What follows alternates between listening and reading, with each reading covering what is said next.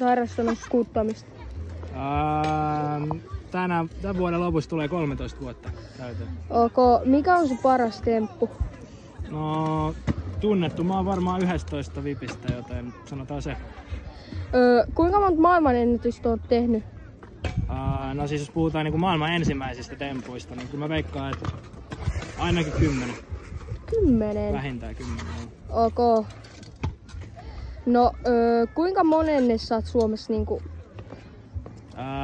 Niinku parhaalla? Niin. No, sitä on vähän paha sanoa, kun en oo ite, jos yleisesti sanotaan, että se kuka on voittanut Suomen mestaruuden on paras, niin mä en ite enää kisaan, niin ehkä vähän paha sanoa, että ois... Mut niinku top 10 vai?